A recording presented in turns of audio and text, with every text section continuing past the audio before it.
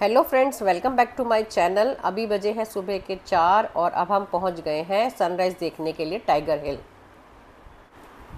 अंधेरा होने के बावजूद भी सूरज की जो लालिमा थी वो आसमान पर हल्की हल्की दिखाई दे रही थी।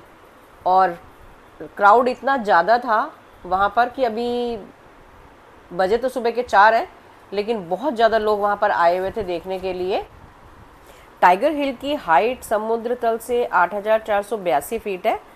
इस हिल का नाम अंग्रेज़ों ने टाइगर हिल इसलिए रखा क्योंकि यहाँ पर उस टाइम पर बहुत सारे टाइगर्स रहते थे।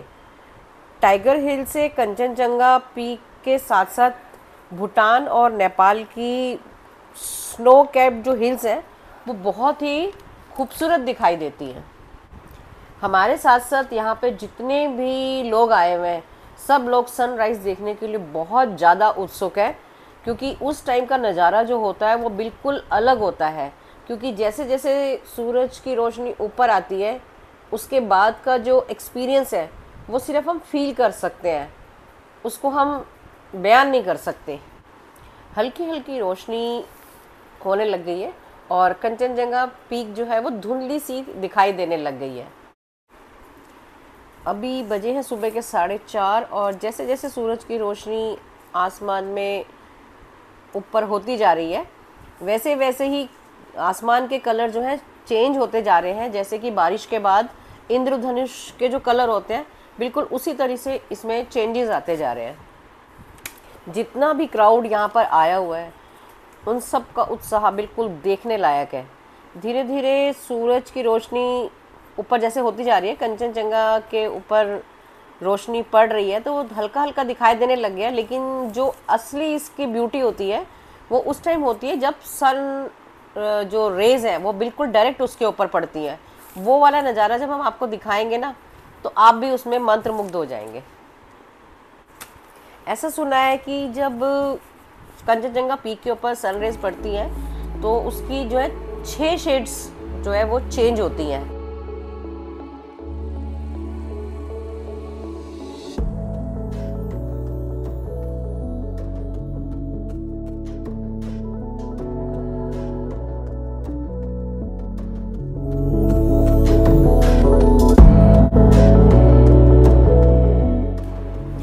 ये देखिए कंचनजंगा पीक के ऊपर सूरज की रोशनी पड़नी शुरू हो गई और जैसे ही सूरज की रोशनी पीक के ऊपर पड़नी शुरू हुई और उसमें लालिमा दिखाई देनी शुरू हो गई। जैसे जैसे सूरज की रोशनी उसके ऊपर पड़ेगी आसपास की भी जितनी पीक्स हैं वो भी हल्की हल्की लाल होनी शुरू हो जाती हैं और आसपास का भूटान और नेपाल की जो पीक्स हैं धीरे धीरे वो भी हमें साफ साफ नज़र आने लग जाएंगी।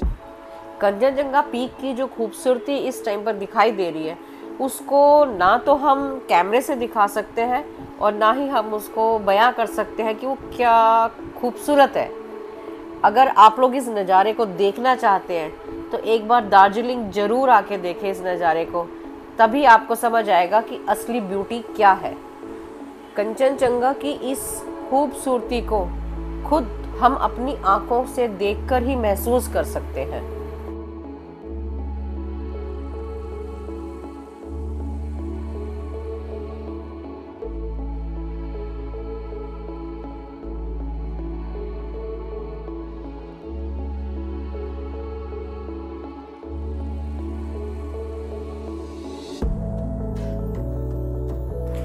जिस पल का यहाँ पर आए सब लोगों को बड़ी बेसब्री से इंतजार था वो पल आ गया है। सूरज माउंटेन के पीछे से एक छोटे से बिंदु की तरह आंख मिचोली खेलता हुआ दिखाई दे रहा है। कुछ समय तक आप लोग इस नज़ारे का आनंद लीजिए कि कैसे सूरज एक बिंदु से अपना पूरा आकार लेता है। ये नज़ारा कभी कभी किस्मत से ही देखने को मिलता है क्योंकि टाइगर हिल पर ज़्यादातर फॉग छाई रहती है।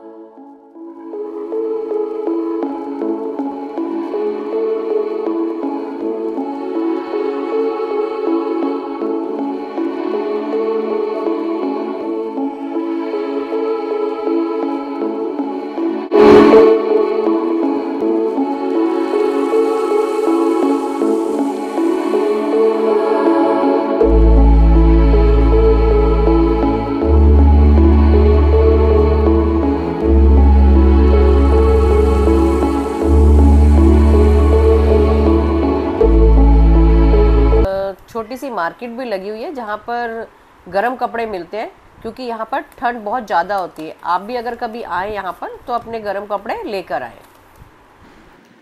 टाइगर हिल पर सनराइज़ देखने के बाद अब हम जा रहे हैं दार्जिलिंग जू देखने के लिए। ड्राइवर ने तो हमें कहा था कि आप 1-1.5 घंटा रेस्ट कर लो और उसके बाद मैं आपको होटल से पिक कर लूँगा, मगर सनराइज़ देखने के बाद इतनी एनर्जी थी कि हम लोगों ने उसको बोला नहीं, पहले हम ज़ू देख लेंगे, उसके बाद ही हम होटल पर रेस्ट करने के लिए जाएंगे।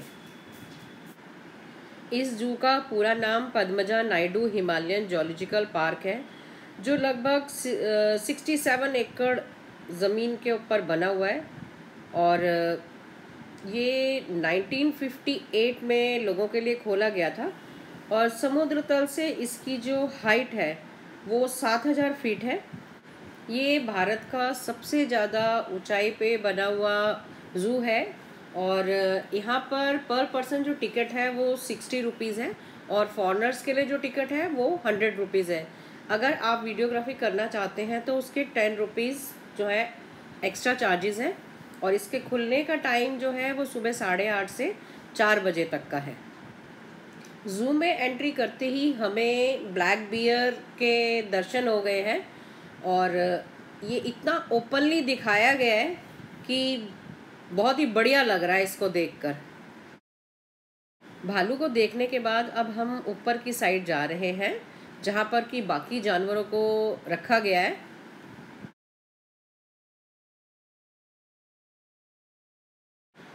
ये ब्लू शीप है जो कि बहुत ही दुर्लभ प्रजाति है।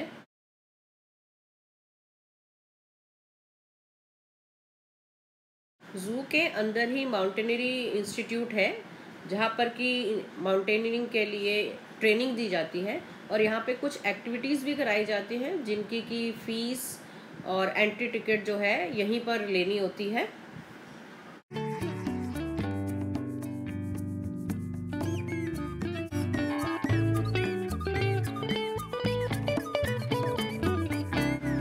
यहाँ से आगे बढ़ते ही हमें हिमालयन तेंदुआ दिखाई दिया जो कि बहुत ही सुंदर दिखाई दे रहा है और उसकी एक्टिविटीज देखने में बड़ा ही अच्छा लग रहा है।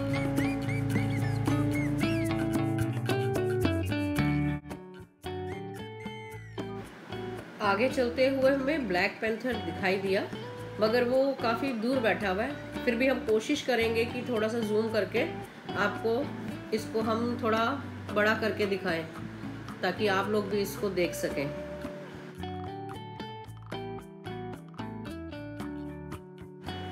आगे का सेक्शन जो है वो बर्ड्स का है जहाँ पर अलग अलग तरह के बर्ड्स रखे गए हैं जिनमें हैन है, पैरेट है और पीकॉक भी है।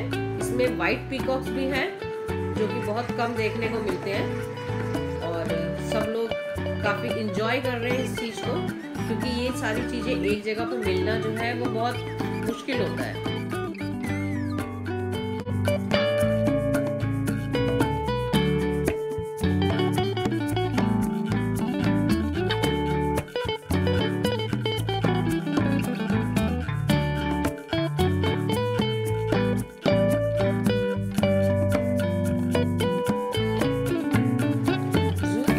में बंगाल नेचुरल हिस्ट्री म्यूजियम बना हुआ है जिसमें कि बहुत ही रेयर जो जीव जंतु हैं उनको स्टफिंग करके प्रिजर्व करके रखा गया है जो कि बहुत ही दुर्लभ है। अब मिलते ही नहीं है वो जीव जंतु, लेकिन उनको देखने के बाद ऐसे लगता है कि जैसे वो अभी बोल पड़ेंगे।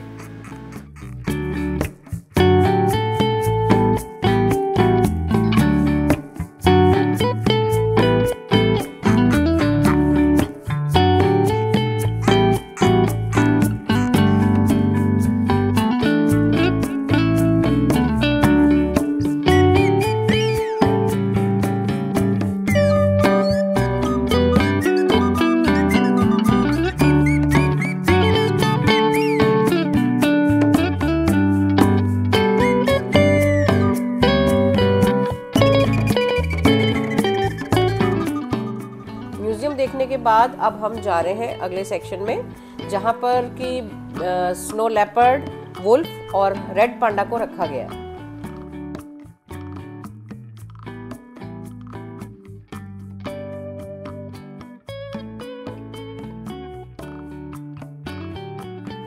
हम पहुंच गए हैं रेड पांडा के बाड़े में।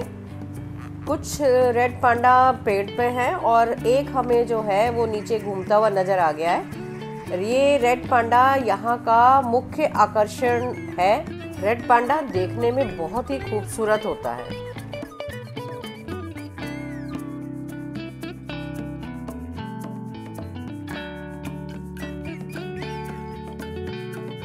कुछ खाने पीने के बाद अब रेड पांडा चल दिया है अपनी डेन में आराम करने के लिए।